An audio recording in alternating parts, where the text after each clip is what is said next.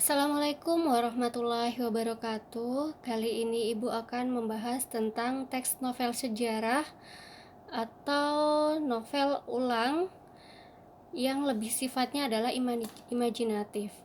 Baik, pengertian dari teks novel sejarah itu sendiri adalah novel yang memuat kisah faktual yang dihayalkan dan diceritakan secara lebih rinci dengan beberapa bagian. Untuk ciri-cirinya sendiri, yang pertama adalah kronologis. Kronologis itu adalah urutan waktu, ada sebelum peristiwa itu terjadi, saat peristiwa itu terjadi, dan setelah peristiwa itu terjadi. Yang kedua, cirinya adalah mengandung atau adanya konjungsi temporal atau waktu. Contoh dari konjungsi temporal itu sendiri adalah saat, pada, ketika, dan sebagainya. Yang ciri ketiga yaitu ada berisi fakta atau data. Itu adalah ciri-ciri dari teks novel sejarah.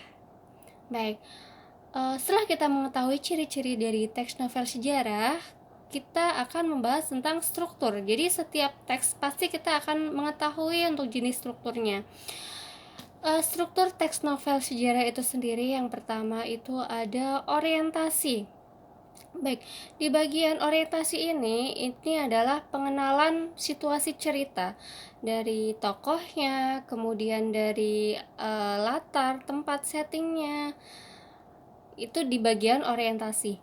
Yang kedua adalah urutan peristiwa. Urutan peristiwa ini jadi pengenalan cerita di awal, mulai diperkenalkan sedikit demi sedikit peristiwa yang akan terjadi. Kemudian struktur yang ketiga ada menuju konflik atau racing action. Menuju konflik di sini diceritakan sudah terjadi konflik yang akan ada di cerita itu sendiri. Yang keempat adalah puncak konflik atau komplikasi. Di sini adalah antara tokoh satu dan tokoh yang lain itu sudah terjadi puncak konflik, atau lebih tepatnya sudah mencapai batas akhir dari konflik itu sendiri. Kelima adalah penyelesaian atau biasa disebut juga dengan resolusi atau evaluasi. Di sini sudah ada penyelesaian dari konflik-konflik, dari tokoh lain pun juga sudah membantu untuk penyelesaian konflik itu. Dan struktur yang terakhir adalah koda atau penutup. Di sini biasa diceritakan akhir ending dari cerita itu sendiri. Akhirnya seperti apa, kemudian biasanya juga ada berupa simpulan atau penutup, kemudian berupa petuah-petuah atau nasihat-nasihat yang ada di dalam novel itu sendiri. Baik, itu adalah sedikit tentang teks novel sejarah, dan Ibu akan membahas sedikit memaparkan atau mencontohkan teks novel sejarah itu sendiri, dan nanti ada beberapa pertanyaan terkait dengan teks novel sejarah. Oke, Ibu akan membacakan teks novel sejarah. Di sini ada yang namanya judulnya Kemelut di Majapahit. Baik, ini Ibu bacakan contoh dari teks novel sejarah Kemelut di Majapahit, S.H. Mintarja. Setelah Raden Wijaya berhasil menjadi Raja Majapahit pertama bergelar Kertarajasa Jayawardana, beliau tidak melupakan jasa-jasa para senopati atau perwira yang setia dan banyak membantunya semenjak dahulu itu membagi-bagikan pangkat kepada mereka. Ronggolawe diangkat menjadi adipati di Tuban, dan yang lain-lain pun diberi pangkat pula. Dan hubungan antara junjungan ini dengan para pembantunya sejak perjuangan pertama sampai Raden Wijaya menjadi raja amatlah erat dan baik. Akan tetapi, guncangan pertama yang mempengaruhi hubungan ini adalah ketika Sang Prabu telah menikah dengan 4 putri mendiang Raja Kertanegara, telah menikah lagi dengan seorang putri dari Melayu. Sebelum putri dari tanah Melayu ini menjadi istrinya yang kelima, Sang Prabu Kertarajasa Jayawardhana telah mengawini semua putri mendiang Raja Kertanegara. Hal ini dilakukannya karena beliau tidak menghendaki adanya dendam dan perebutan kekuasaan kelak. Keempat orang putri ini adalah Dyah Tribunan yang menjadi permaisuri, yang kedua adalah Dyah Nara Indraduhita, ketiga adalah Dyah Jaya Indradewi, dan yang juga disebut Retno Sutawan atau Raja Patni, yang berarti terkasih karena memang putri bungsu dari mendiang Kertanegara ini menjadi istri yang paling dikasihinya. Dyah Gayatri yang bungsu ini memang cantik jelita seperti seorang Dewi Kahyangan, terkenal di seluruh negeri dan kecantikannya dipuja-puja oleh para sastrawan di masa itu. Akan tetapi, datanglah pasukan yang beberapa tahun lalu diutus oleh mendiang Sang Prabu Kertanegara ke negeri Melayu. Pasukan ini dinamakan Pasukan Pamalayu yang dipimpin oleh seorang senopati perkasa bernama Kebo Anabrang atau juga Mahisa Anabrang, nama yang diberikan oleh Sang Prabu mengingat akan tugasnya menyeberang atau Anabrang ke negeri Malayu.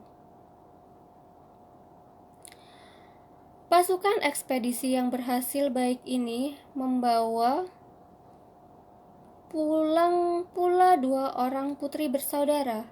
Putri yang kedua yaitu yang muda bernama Dara Petak. Sang Prabu Kertarajasa terpikat hatinya oleh kecantikan sang putri. Maka diambillah dia Dara Petak. Segera ternyata bahwa Dara Petak menjadi saingan yang paling kuat dari Dyah Gayatri, karena Dara Petak memang cantik jelita dan pandai membawa diri. Sang Prabu sangat mencintai istri termuda ini yang setelah diperistri oleh Sang Baginda, lalu diberi nama Sri Indraswari. Terjadilah persaingan di antara para istri ini, yang tentu saja dilakukan secara diam-diam namun cukup seru. Persaingan dalam memperebutkan cinta kasih dan perhatian Sri Baginda yang tentu saja akan mengangkat derajat dan kekuasaan masing-masing. Kalau Sang Prabu sendiri kurang menyadari akan persaingan ini, pengaruh persaingan ini terasa benar oleh para senopati dan mulailah terjadi perpecahan diam-diam di antara mereka sebagai pihak yang bercondong kepada Dyah Gayatri keturunan mendiang Sang Prabu Kertanegara dan kepada Dara Petak keturunan Melayu. Tentu saja Ronggolawe sebagai seorang yang amat setia sejak zaman Prabu Kartanegara berpihak kepada Dyah Gayatri. Namun karena segan kepada Sang Prabu Kertarajasa yang bijaksana, persaingan dan kebencian yang dilakukan secara diam-diam itu tidak sampai menjalar menjadi permusuhan terbuka. Kiranya tidak ada terjadi hal-hal yang lebih hebat sebagai akibat masuknya Dara Petak ke dalam kehidupan Sang Prabu.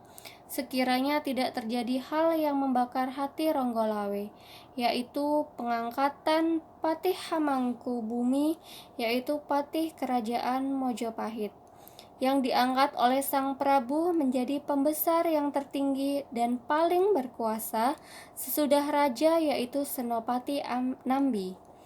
Pengangkatan ini memang banyak terpengaruh oleh bujukan Dara Petak. Mendengar akan pengangkatan pati ini, merahlah muka Adipati Ronggolawe. Ketika mendengar berita ini, dia sedang makan. Seperti biasa dilayani oleh kedua orang istrinya yang setia, yaitu Dewi Mertorogo dan Tirtawati.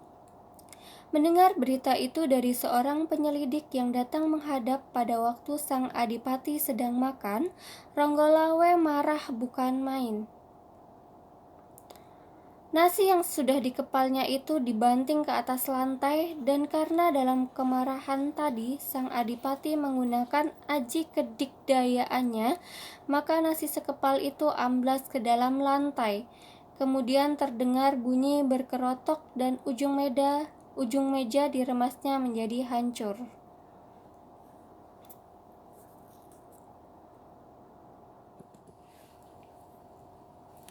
Baik, itu tadi sepenggal atau cuplikan dari teks novel sejarah yang sudah Ibu bacakan. Ananda diminta untuk menjawab pertanyaan, tidak usah banyak-banyak menjawab pertanyaannya. Yang pertama adalah uh, tadi sudah Ibu paparkan mengenai pengertian, ciri-ciri, dan struktur maupun contoh dari teks cerita. Baik, yang pertama kalian diminta untuk menjawab pertanyaan apa itu teks novel sejarah. Kemudian yang kedua, apa saja ciri-cirinya. Yang ketiga, strukturnya apa saja. Kemudian untuk menjawab pertanyaan yang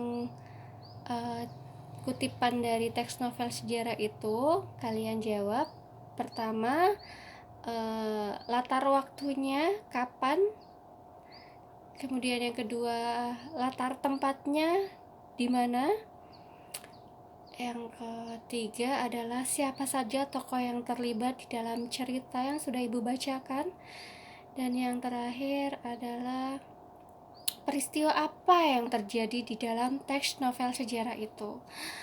Baik, itu saja tugas dari Ibu. Harapannya kalian bisa mengerjakan. Tulis di kolom komentar ya.